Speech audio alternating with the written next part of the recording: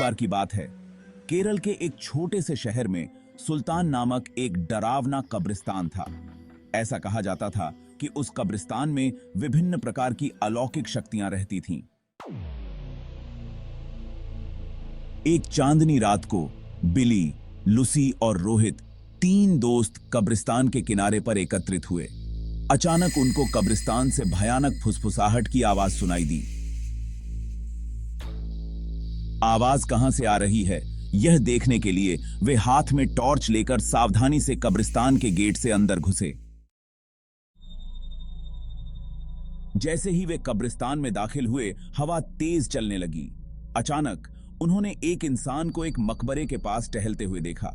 वो उदास और खोया हुआ दिखाई दिया, इसलिए बिली, लुसी और रोहित उसके पास आए और पूछा, कौन हो तुम और इतनी रात को यहां क्या कर रहे हो?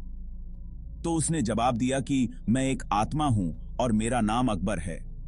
अकबर ने उन्हें उस भयानक अभिशाप के बारे में बताया जो इस कब्रिस्तान के सभी आत्माओं को परेशान करता था।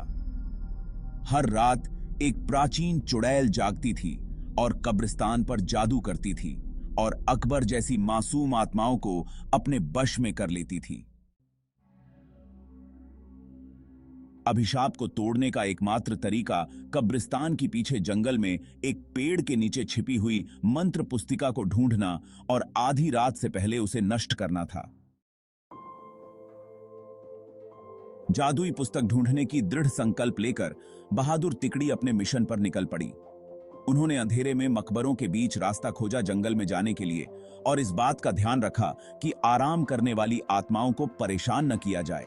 रास्ते में उन्हें बोन्स नामक एक शरारती छोटे कंकाल का सामना करना पड़ा, जो उन्हें जादू की किताब खोजने में मदद करने के लिए तैयार हो गया। वह कंकाल उन्हें एक पुराने आम के पेड़ के पास ले गई और कहा, इस पेड़ के पत्ते सब अपने पास रख लो। अगर ये पत्ता तुम्हारे पास रहेगा तो वह चुड़ैल तुम्हारा कुछ नहीं बिगाड़ सकती, और ये पत्ता तुम्हें जादुई किताब हासिल करने में मदद करेगा। यह कहकर वह कंकाल वापस कब्रिस्तान की तरफ चला गया। आम के पत्ते को अपने हाथ में लेकर 3 दोस्त जादुई किताब ढूंढने लगे। बहुत ढूंढने के पश्चात जंगल में एक झील के अंदर उन्हें चमकता हुआ कुछ दिखाई दिया। रोहित को तैरना आता था, तो उसने झील के अंदर जाकर वह चमकता बॉक्स ले आया।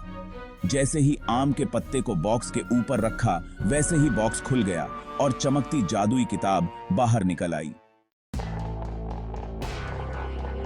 आधी रात करीब आते ही वे तीनों अपने हाथों में जादू की किताब लेकर श्राप को तोड़ने के लिए कब्रिस्तान की तरफ बढ़े। कब्रिस्तान में आकर वे किताब को खोले और एक प्राचीन मंत्र का पाठ किया। मंत्र पाठ करते ही जमीन कांपने लगी और कब्रिस्तान में एक तेज रोशनी छा गई। वह चुड़ैल जाग गई और गुस्से में दिखाई दी, लेकिन उसकी शक्ति धीरे धीरे कमजोर हो रही थी।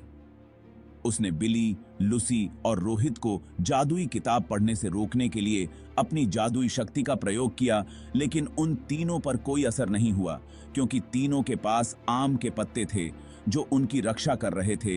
धीरे धीरे चुड़ैल की सारी शक्ति खत्म हो गई और चुड़ैल भस्म हो गई।